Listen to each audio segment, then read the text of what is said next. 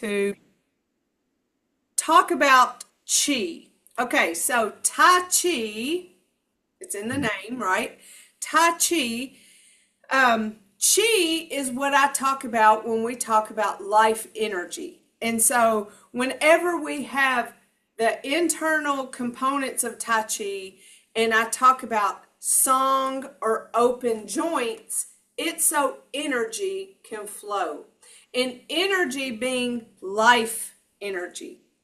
It's not like hyper energy. It's just what makes our bodies different than a body that's laying in a casket. It's life. Chi is life. And so the more chi or the more life energy that we have in our bodies, the more life we have. There's a study about telomeres. Now, y'all don't claim me as any kind of expert. I just know a teeny tiny little bit about this. In our cells, we have what's called a telomere. And the shorter the telomere gets, the closer we are to death. So you can look at telomeres in the body and see age. And the shorter they are, the closer you are to death. So the study has proven that doing Tai Chi, practicing Tai Chi regularly, increases the length of telomeres. And you can infer that doing Tai Chi increases life. Wow. So if that doesn't encourage you to practice your Tai Chi, I don't know what does. Now back to the acupuncture. Okay, if you have a problem, so my problem is lung problems right now because I have pneumonia. In the Chinese medicine world, and that's what acupuncture is, they believe that if I have pneumonia or some issue with my lungs, then the chi or the life energy to that part is being blocked.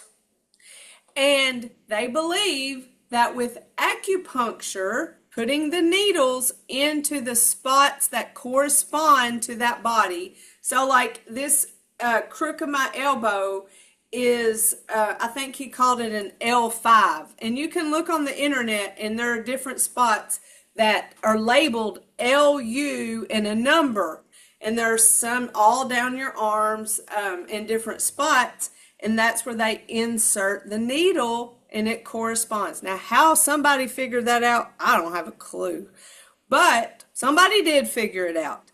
And the premise behind acupuncture is inserting those needles and unblocking that chi or that energy so that it flows again and your body heals.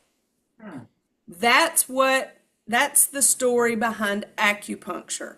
And so as a Tai Chi person who understands chi a little bit, the life energy, I easily can accept acupuncture and their belief in unblocking the chi so that energy flows again.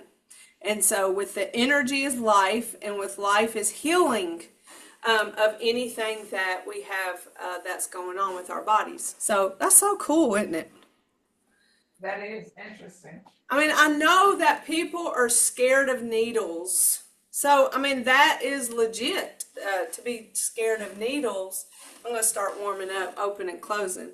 But really, the needle is so small that unless you have a part that's extremely inflamed, you really don't feel it. It's like a hair is so tiny. So, but anyway, I love to learn about acupuncture, and I'm always amazed at how well it has worked. It's helped my daughter with injury from dance, my son from stuff from baseball, even my husband was driving a lot in his company truck and it's very uncomfortable. And he was having like shoulder and neck problems from it. And Greg came in and helped him with that. So in our house, we believe in acupuncture. One last thing, it doesn't always have to be about needles. So after we left the day that Blake was, having that neck and shoulder issue, Greg said, if you find yourself having a few minutes or whatever, if you massage right here, you see here's your thumb and your pointer finger, and there's this little spot right here. If you massage, so like this, with your fingers, then it's an acupuncture point that connects to your neck. And so I've started doing it, even though I wasn't having the problems he was having, and I haven't had as much stiffness in my neck. And that's just from massaging, so no needles, but just simply massaging that pressure point. So anyway, maybe you learned something today from me that's connected to Tai Chi, but obviously outside of specific Tai Chi. Jennifer, would you give us that name again? Telomere, pronounce that again. It's T-E-L-E. I said M-E-E-R. Let me Google. Mr. Google, tell me, how do you spell telomeres? Telomeres. Telomere. Hold on. Maybe I spelled it wrong. Okay. My Google assistant was spelling it when you said it. It hurt. It's T-E-L-O. Sorry, I spelled it wrong. T-E-L-O-M-E-R-E-S. Telomeres. Would you spell it one time again? T-E-L-O-M-E-R-E-S.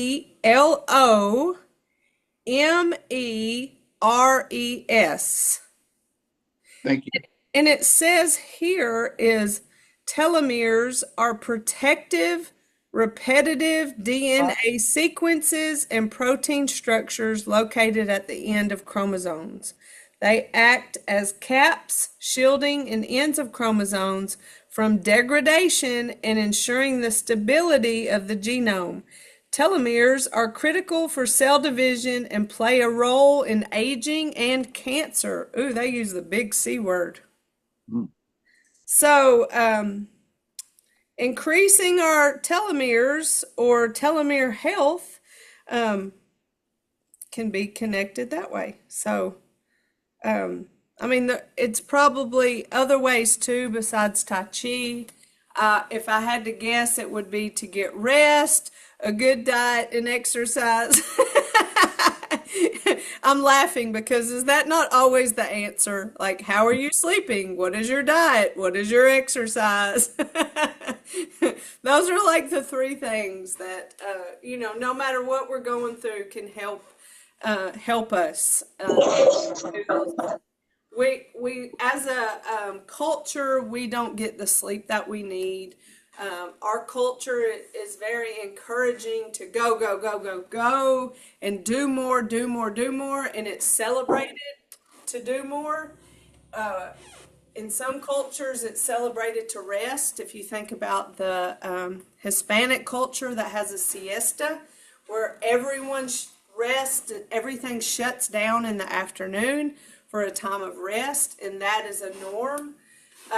But because resting is what our body needs to heal, and it's what happens when we sleep, is our body kind of shuts down and regroups, resets, and if we're not getting proper sleep, then it wears on us. It wears on our immune system, and we're more likely to get sick. I think we've experienced that probably different times in our life when our sleep has been interrupted or disrupted, and we suffer from it.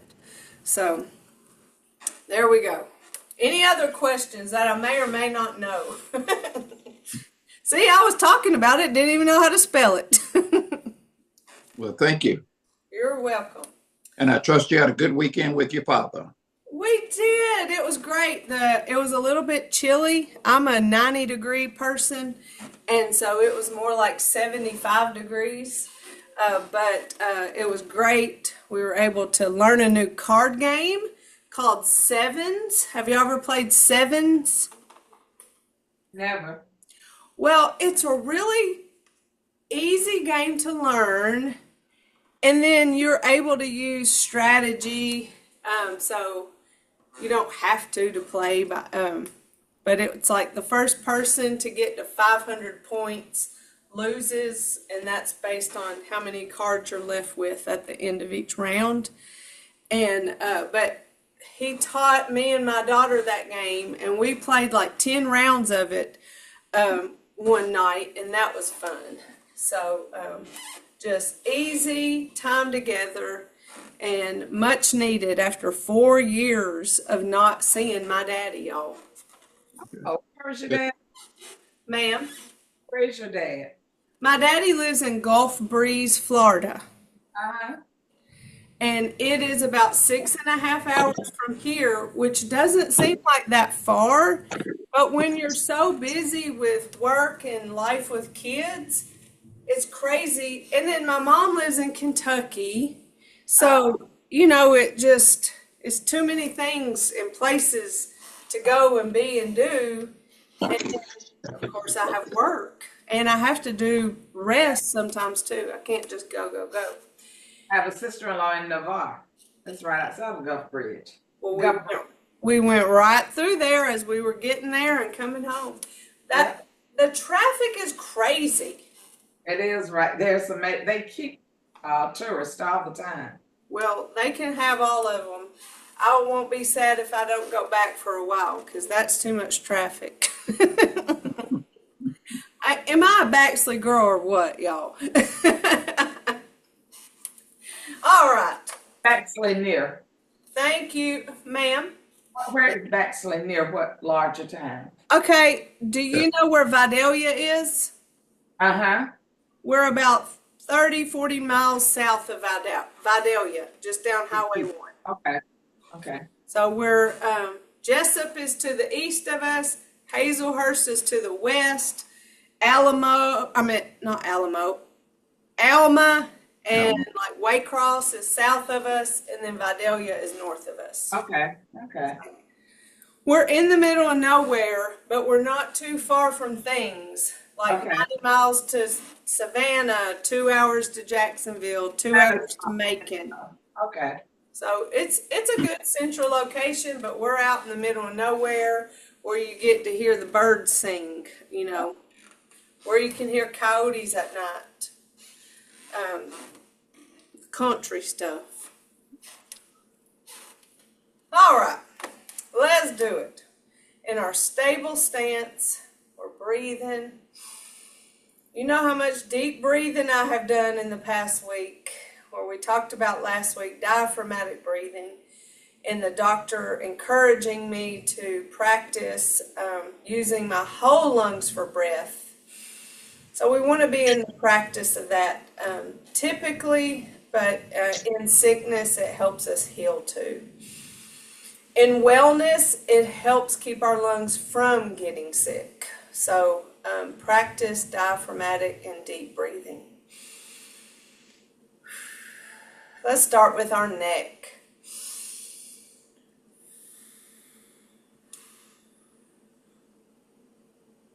Stretching those muscles in the back of our neck.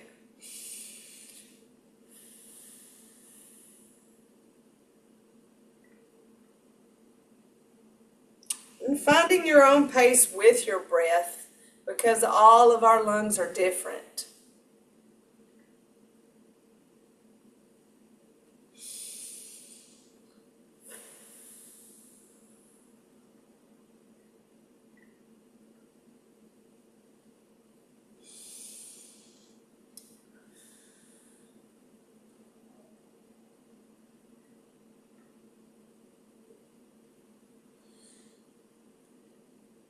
Now follow that hand side to side.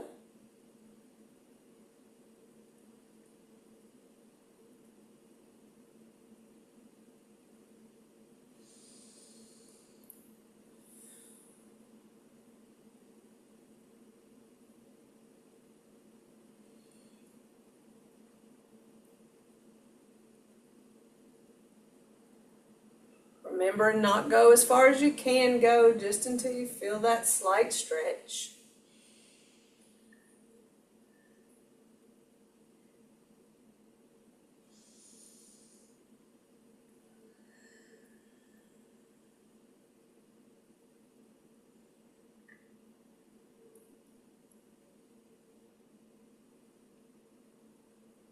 Roll our shoulders.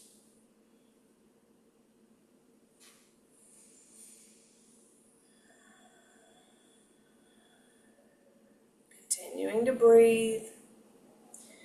Catch yourself holding your breath. That's part of body awareness.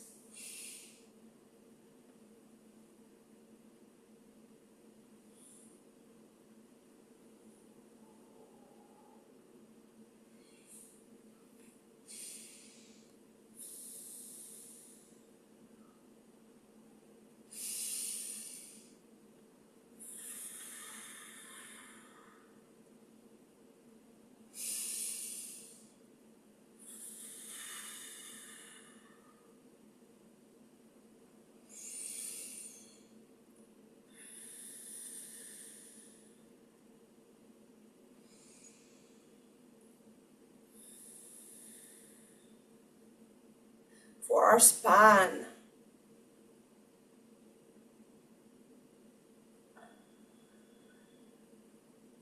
I like to exhale as I separate and inhale as I come to my ball.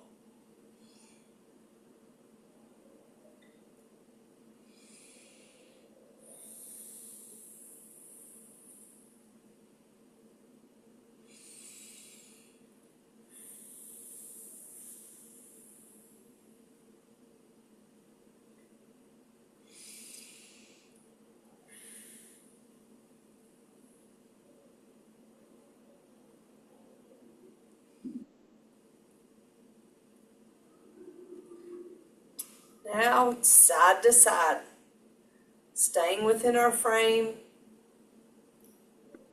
engaging our stomach and core muscles as we go side to side.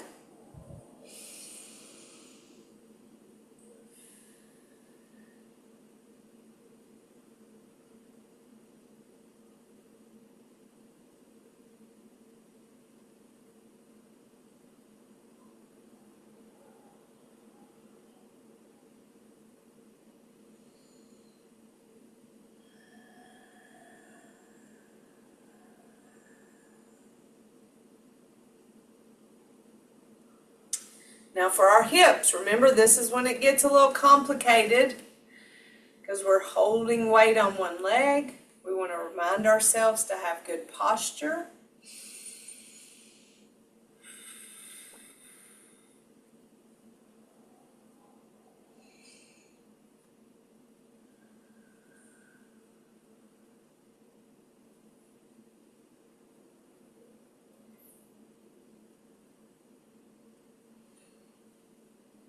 And because we're holding weight on that one leg, we may find ourselves trying to get in a hurry to kind of check it off. But challenge yourself to still remain slow, smooth, and continuous. And to check and make sure you're breathing.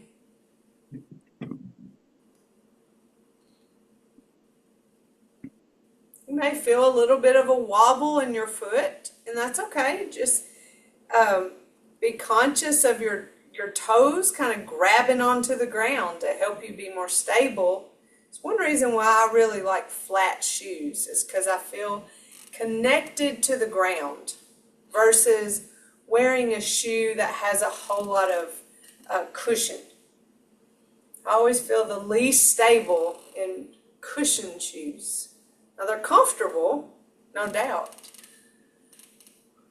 I have a pair of Brooks that it's like walking on pure cushion. Well, it's like walking on some kind of glory land is what it is. It's not like walking on cushion. You are walking on cushion. Yeah. But it's good for your knee joints. Like if you're ever out and about and you have to walk on a lot of concrete, That's really bad on your joints. So to be able to walk with a cushion is good on your joints. So,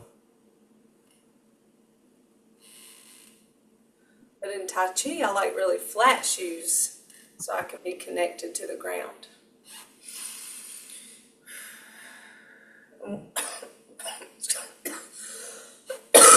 Excuse me. Wearing flat shoes has strengthened my foot muscles. If you ever do any research on people who walk barefoot or wear barefoot shoes, the premise behind strengthening your feet, and also some real hippie people, and I'm not saying that in a negative way, but they believe in what's called grounding, where you're barefoot and your feet touch the soil, like touch dirt. I don't really know a whole lot about that, but it's supposedly really good for you to be grounded.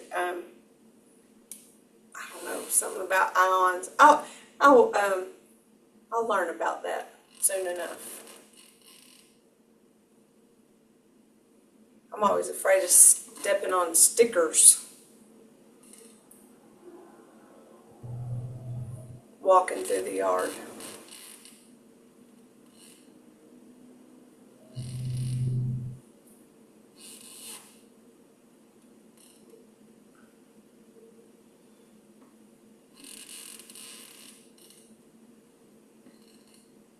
These are for our knees.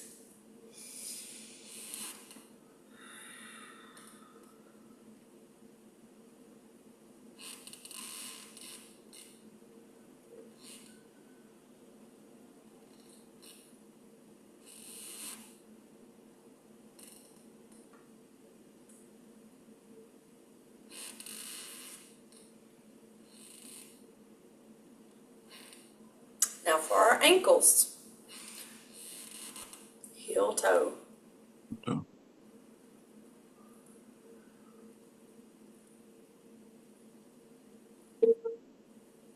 Other foot, shift the weight, heel toe.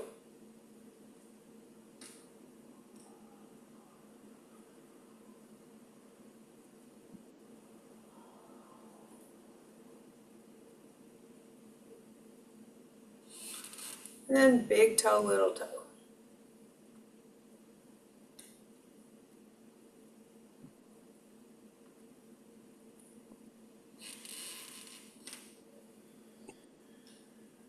Check your breath. Make sure you're continuing to breathe and not holding your breath.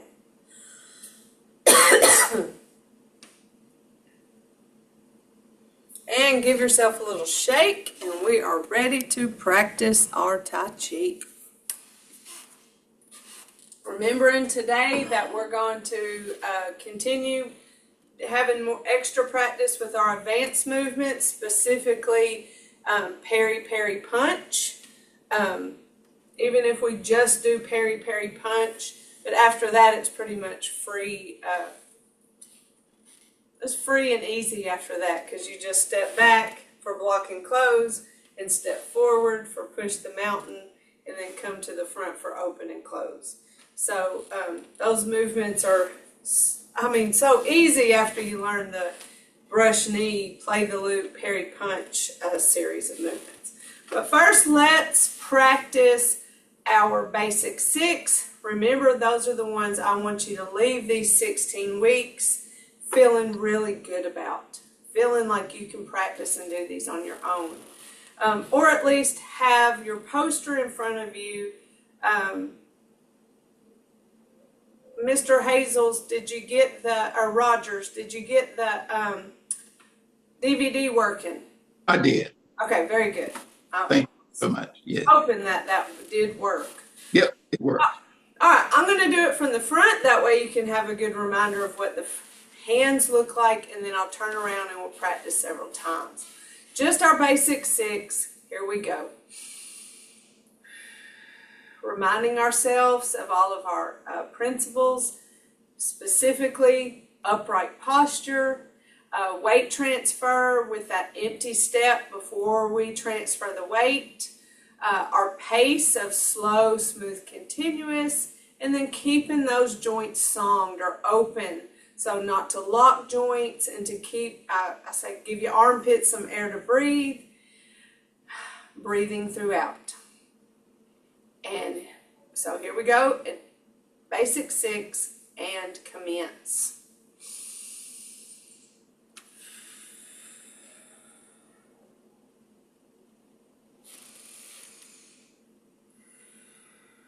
Open, close. Single whip.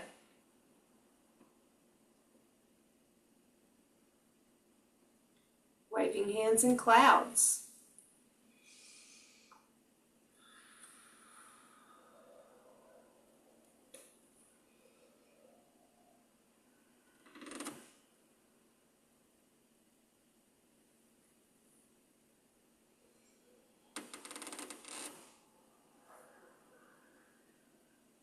Open, close. Single whip.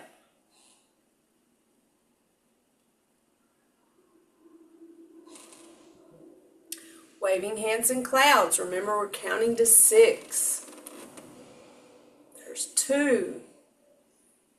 I count the turns. 4.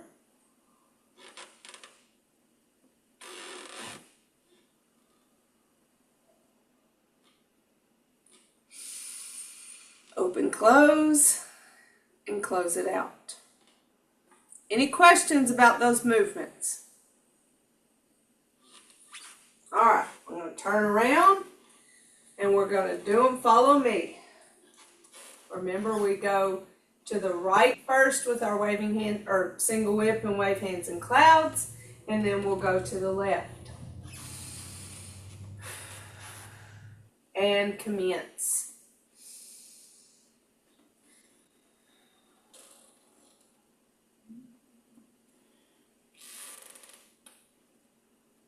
Open, close. Single whip.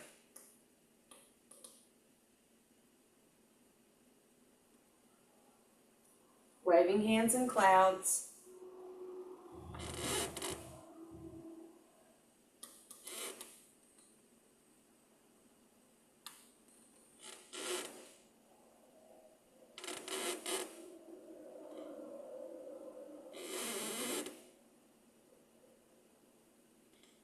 Open, close. Single whip.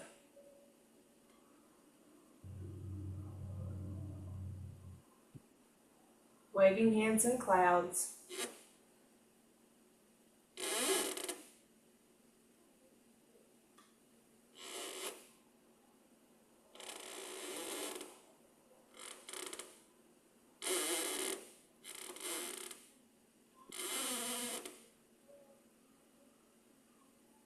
Open, close, and close it out. All right, one more time, then we'll go to our advanced 6. Things that stood out to me on that time was when my hands come up, whether it be for that single whip or whether it be through that waving hands in clouds, I felt a tendency to not keep my shoulders relaxed. They wanted to come up and be tense. So I noticed that and relaxed those. Also, I was very conscious of the empty step and then the weight shift. So those were things that stood out to me as I practiced my basic 6. All right, so whatever you choose to focus on, recognize when maybe you grab onto tension. Recognize whenever you hold your breath and you're not breathing. Recognize if you find yourself leaning, to keep that upright posture and not lean with any of the movement. So just catch yourself doing something wrong. That's huge in knowing your movements. You know you've learned them if you can catch yourself doing it wrong. If you don't have a clue if you're doing it right or wrong, then you probably don't know them. So it's not standing out to you because you're not familiar enough with. So here we go, one more time. And basic 6, begin.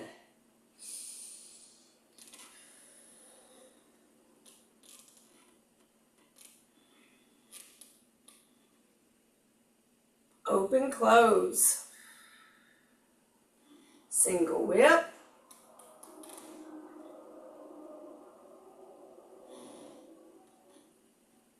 Waving hands in clouds.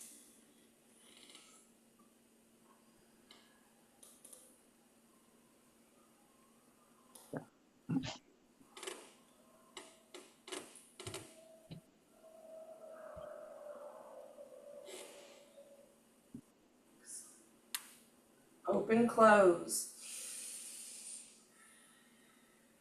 Single whip.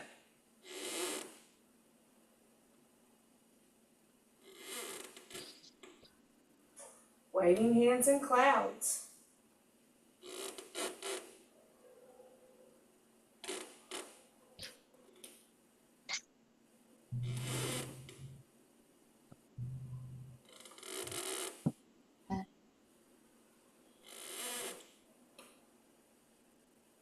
Open, close. Close it out. So it's wild to me how short that gets once you know it. You're like, wow, we're already done? Yes. So, advanced 6, let's review brush knee. I'm going to do it from the front mirror image and then turn around. Sometimes these are hard to follow either way because we're going from facing the front to facing the left. So whether I'm doing mirror image and then going to the left, or if I'm turned around and I'm going to the left, it can be, it can be confusing on how to follow. So just do your best with it. And if you're going the wrong way, if you're by chance going to the right first, in a minute we're going to do it to the other way. So it ends up working itself out. So from the front mirror image, we're here from open and close at the end of our basic 6. We have brush knee where we shift left. We turn that right toe in. That's our arrow foot because we're going that way. We shift right. We reach our right hand out and our left hand comes and protects that elbow. We bring that left foot, left hand back. So I call that separate and prepare. What are we preparing for? To step. So we step our left foot towards that left wall. We bring our right hand up towards our shoulder, turn our hand. Now shift left as we push that right arm and follow step right. All right, so let's speed that up a little bit. Brush knee, shift, right toe in, shift right, reach right, separate, prepare, step left, bring that hand up, turn, push that right as I shift left, follow step right. Play the lute. I step back right, and it's a tiny little step, and when I step back, I turn my hands, palms in. As I shift right, my hands pass each other, and when I get to that elbow, I follow step left. So that's the moves we've worked on the past couple weeks of brush knee and play the lute. So let's do those two together. To the left, brush knee, shift left, right toe in, shift right, reach right, separate, prepare, step left, bring my right hand in and turn, shift as I push and follow step right. Play the lute, step back right, turn hands, shift as they pass and follow step left. That's the first two advanced movements. Turned around, if you find it to be helpful, in knowing right and left. I'm coming from open and close. I shift left, I turn my right toe in. I shift right, reach right. Bring that left foot, left hand back for separate and prepare. I step left. I bring this right hand up and turn. Shift left as I push that right hand and follow step right. Play the lute. Step back right, turn hands. Shift as they pass, and when I get to that elbow, follow step left. My step back was a little too big. Sometimes I'm trying to get things to come through on camera, and I try to do it bigger so that you see it, and then I get myself in a bind. But I know that it's because her steps are just so small. Sometimes it's hard to fully grasp how a step is more of a half step, not a full step. So if we were to full step, that's really hard to move from.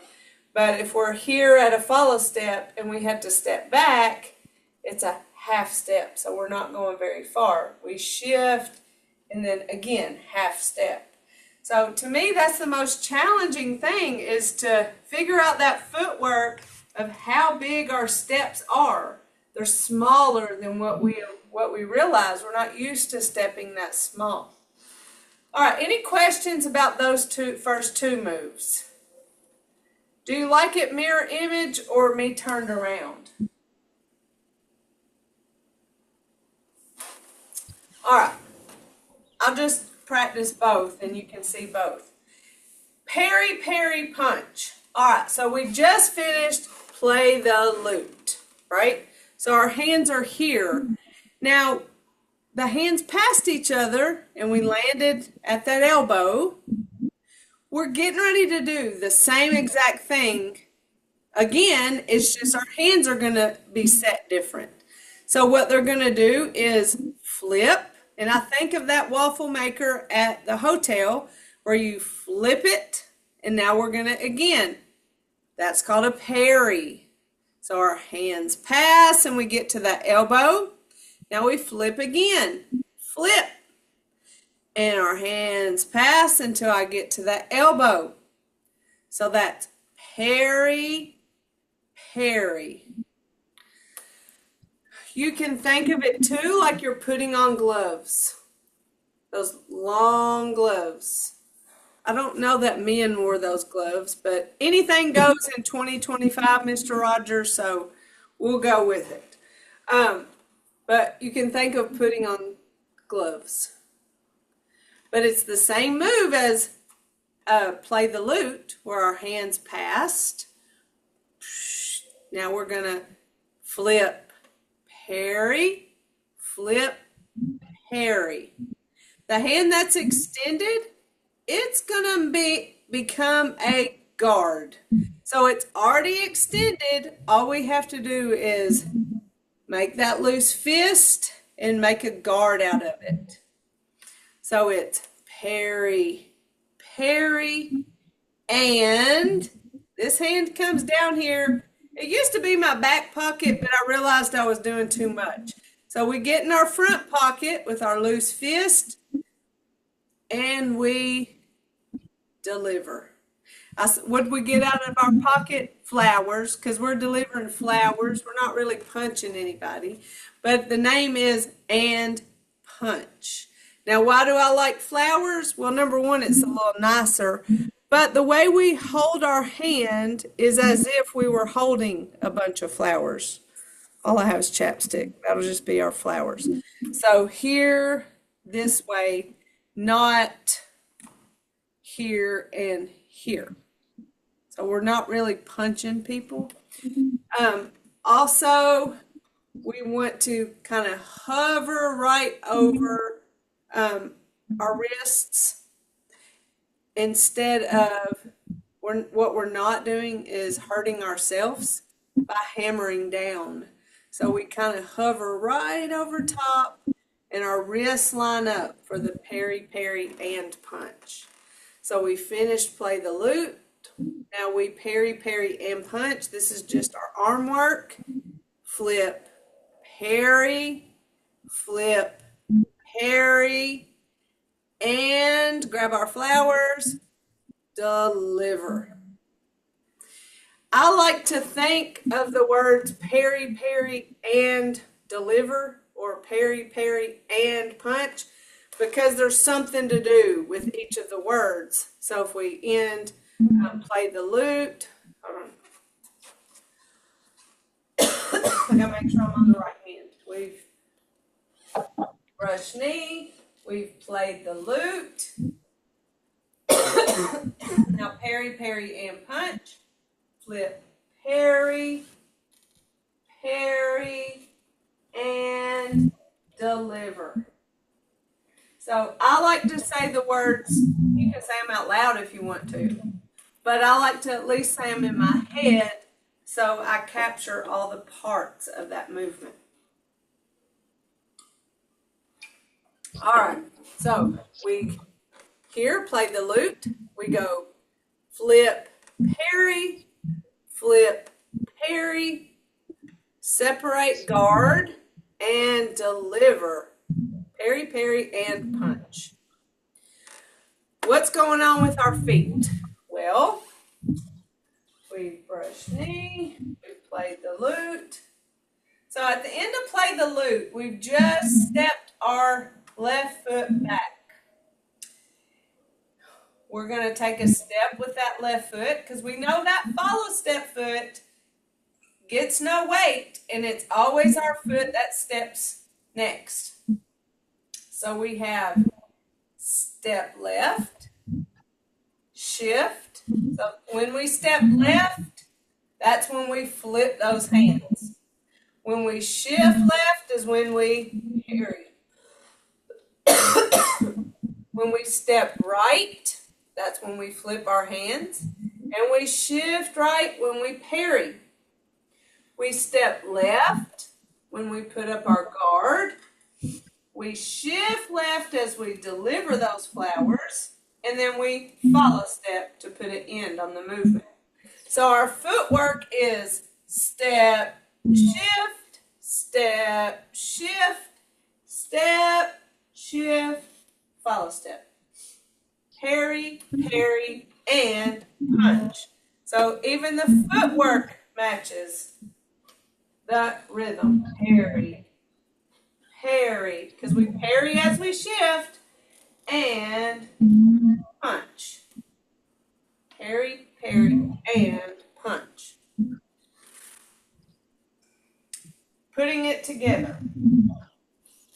We have brush knee, shift, right toe in, shift and reach, separate, prepare, step left, bring the right hand in and turn, shift left as I push, follow step right, play the lute, step back right, turn hands, shift as they pass, follow step right, or follow step left, parry punch, step left and flip, shift and parry, step right and flip, shift and parry, step left and guard, shift, deliver, follow step.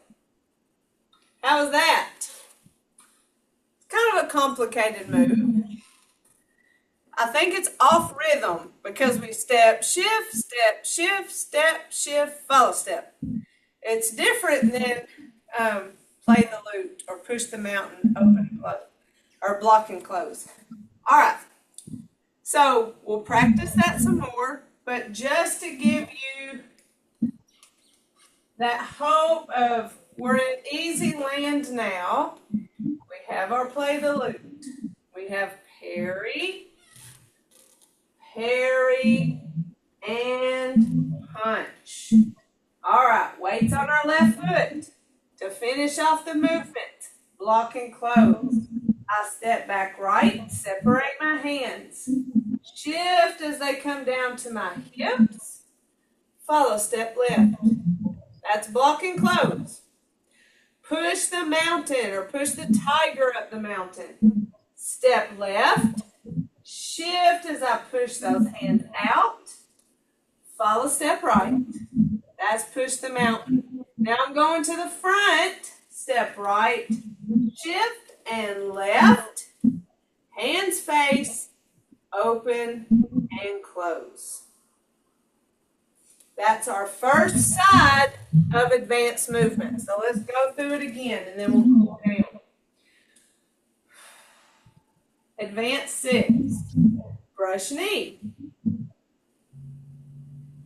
I'm chopping it up on purpose.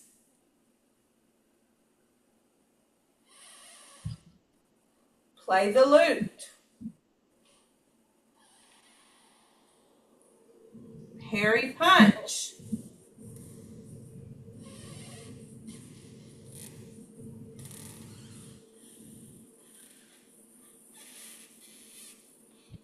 Block and close. Push the tiger.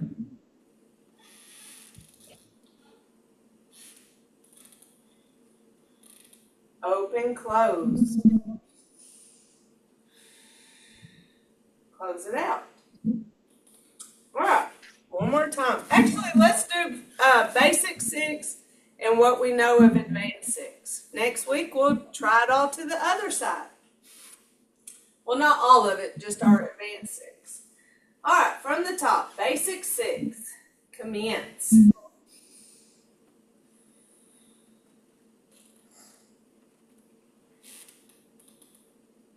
Open, close. Brush knee. Sorry. Single whip. Waving hands and clouds.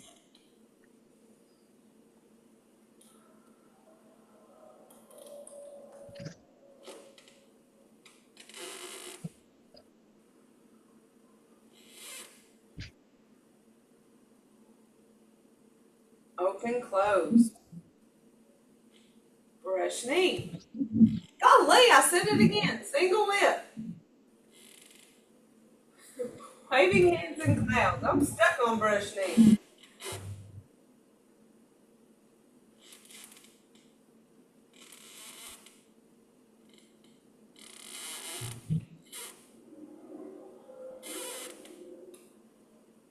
Open, close. Moving over here from the space, we're going to the left. Brush knee. Real brush knee this time.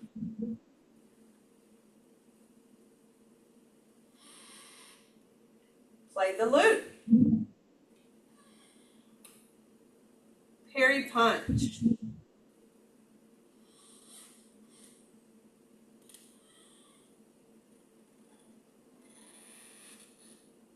Block and close.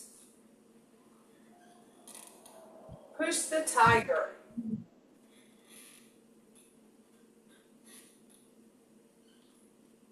Open, close. And close it out. So that's our basic 6, and that's half of our advanced 6. So those movements we just did to the left, we'll do them to the right next week. And that will be our basic 6 and advanced 6. So if you get a chance, go through those, think about those, and tell me what questions you have. Do you have any now? All right, let's cool down. Give ourselves a nice fist massage on our, excuse me. I've talked my limit. It's time for some water.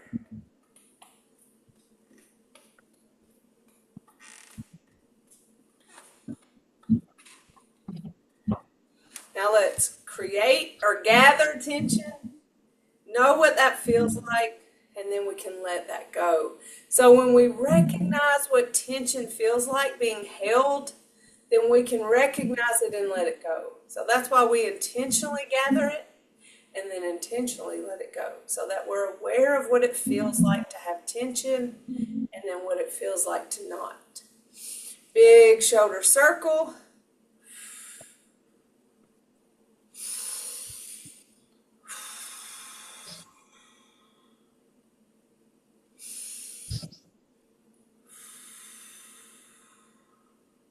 One more.